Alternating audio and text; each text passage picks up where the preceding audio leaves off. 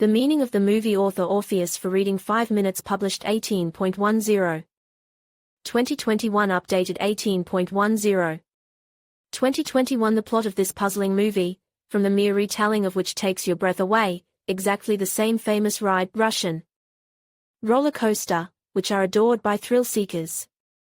Not in vain the series, which is called without much ado, Russian roller coaster, and covers almost 40 years, has a whole fan club of fans who try to understand the motives behind the behavior of the main characters, examines the fidelity of the main events and unimportant details to historical circumstances, and collects all the critical reviews. Even the themes of the omnipotent and omniscient KGB and the suffering of innocently convicted political prisoners, which have bored Russian viewers slightly, do not reduce the general interest in the events of the film, and even lessen the sympathy for its characters. And it all begins in the post-victory year of 1945, when two young soldiers of the Soviet Army, who have just returned from the front, go to a resort for treatment and meet a pretty girl who turns out to be a governess in the family of an employee of the British Trade Mission. Peter and Mark are going to become artists, but in the meantime they enjoy the joys of resort life in all its manifestations.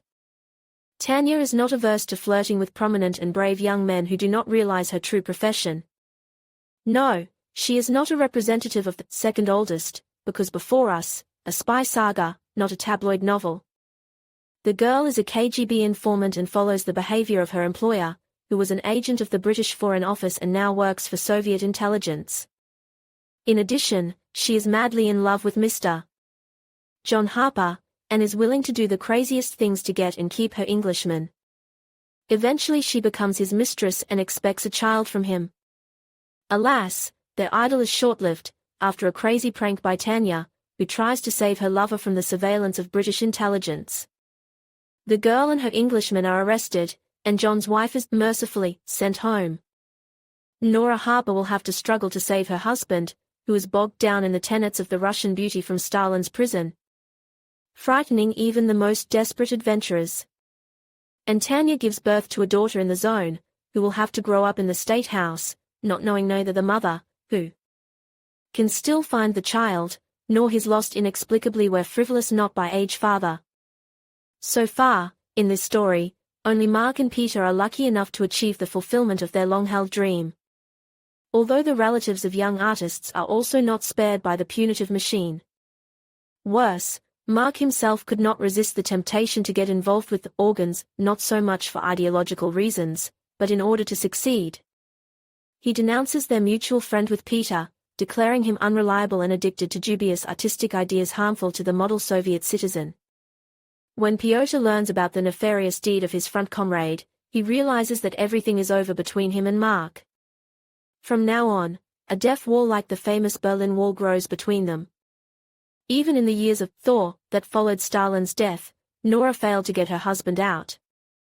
But Tanya manages to get through to John, and she becomes his wife many years after the fateful meeting.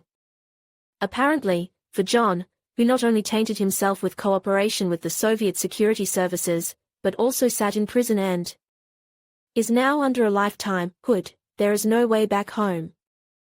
If he appears on the banks of the Thames, he will be accused of treason and packed for a long time. But where is Tatiana's daughter, taken from her in infancy? Her mother searches for her daughter, who has long since grown up and matured, but finds no trace of her. And she doesn't know that Natasha, who couldn't stand the oppression and ran away from the orphanage long ago, has found a new family. Her adoptive father is Peter, who has managed to finish his education, get married and even become an artist with a name, although he is far from the heights of success and fame.